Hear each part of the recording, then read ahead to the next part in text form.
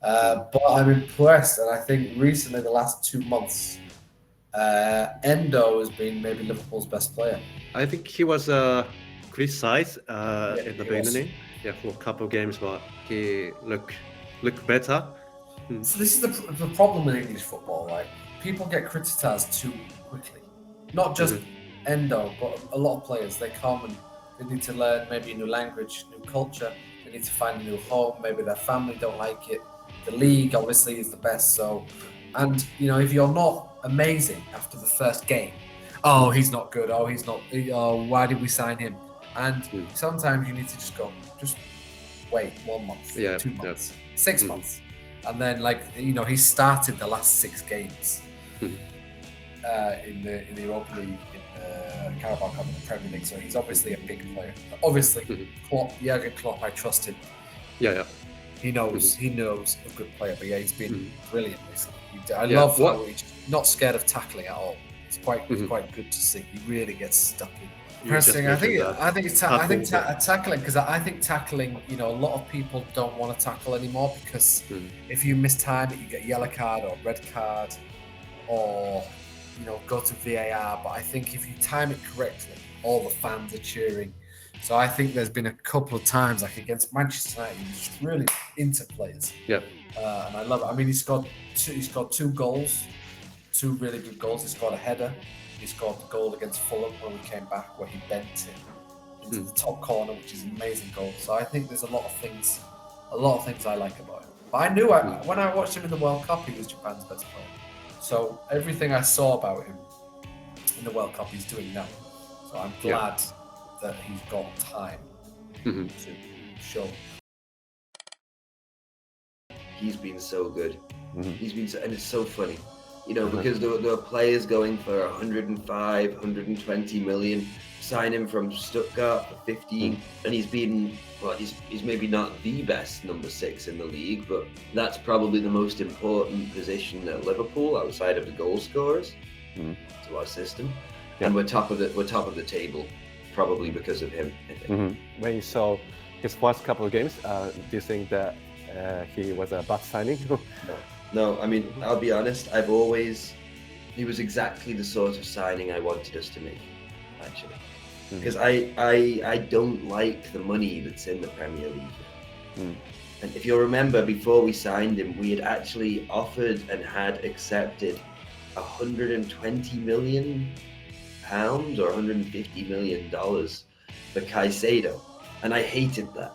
I didn't want us to be, because it's unfair. I don't want us to be spending more on one player than another team will spend on their whole starting 11. I don't it's not right, and then that fell through, and then we signed Endo, and I was so glad, because Japan captain, Stuttgart captain, very good at what he does.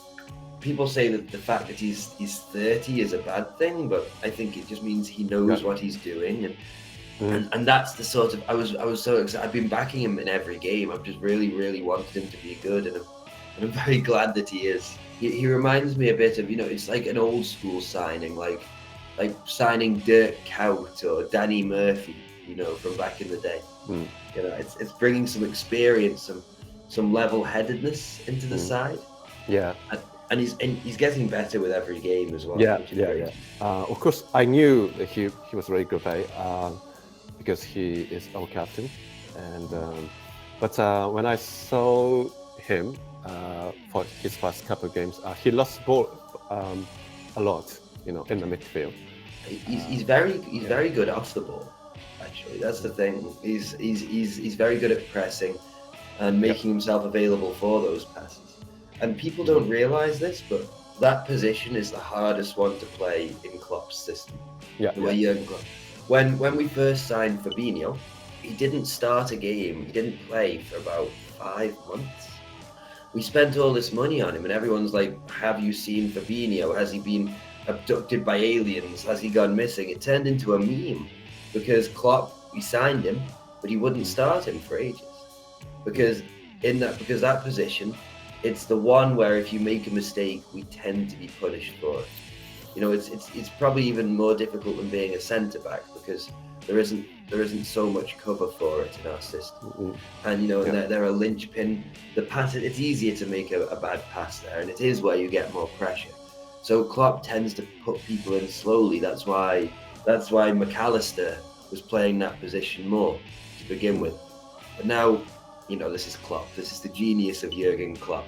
He's brought him in gradually and made sure he's comfortable, and now he's an absolute monster for our team. You know, he finds the potential in every player he signs. Yeah. And I think, you know, he couldn't adapt to the pressing and intensity of the Premier League in the beginning, Yeah. but he improved slowly and even scored against Fulham. Yeah. Yeah. And now that's a good goal. his quick pressure, especially in the transition, is excellent. Yeah. What was your impression when you first saw him, and what's think his when- impression I now? think Yeah. You have. It takes time. Mm. You know, it takes time. It's a big move, but I think after the first couple of games, he's really settled down. And in the Fulham game, he was very good. He was great against Newcastle. He was really, really good. I was quite surprised at how kind of physical he is, because he isn't the biggest guy, you know. Yeah. But he's very good at tackling and winning the ball back. And yeah, he's going to be a big miss, because we don't really have a central defensive midfielder. So I'm a bit worried. But and we haven't got Salah as well, but we have some players, you know. We have Nunez and Jota, so there's lots of good players, but you know, I'm a little bit worried. So McAllister was injured. Yeah, after he comes back, do you think the end of still start? Yeah. Or Absolutely. But we'll see, because I think Japan and I think Egypt will progress far in the competition, and so that's like a month, isn't it? It's like a month long. Yeah. That's a lot of games. That's like a quarter of the season. That's a lot. You know, I want Japan to do well. I would like to see them. We're missing our best player.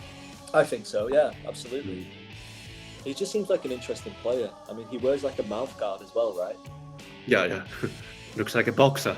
You know? Yeah, he's like ready to go. I really like him. I do still think that Japanese players are very undervalued. I think that is going to change. So, for example, I think when Mitoma will leave, well, I think eventually he will leave Brighton, and I think it's going to be one of the big clubs that sign him. I can see him playing for Man City, for example, and I can see him leaving for a lot of money, you know.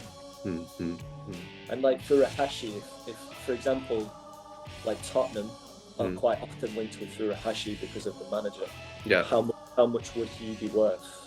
I don't know. I feel like the guy at Spurs, Ange Postecoglou, has changed it a little bit because he had a market there that he understood. But Furuhashi isn't in the squad of the Asian Cup. He's out of the Really? list. Yeah. That is crazy. Why is he not in the team? He's not even in the squad at all. Yeah. He's missed the World Cup. So are Japanese fans a bit angry? They're saying, why has he not at least got a place? I understand that he doesn't make the starting 11, but take him. It's like 50-50. I think he was really great at Celtic, but he hasn't scored so much for a Japanese national team. So Okay. I think it's like 50-50. I'm like him, but yeah. What about the bold guy? The other guy who plays for Celtic, he's bold and he's got like a little. The Maida. Yeah, he's he's in the squad. Yeah, he's in the He's squad. in the squad. Okay. Yeah. Is he actually bold, or does he just shave his head? He's a shave, I think. Yeah, it's a decision he's made.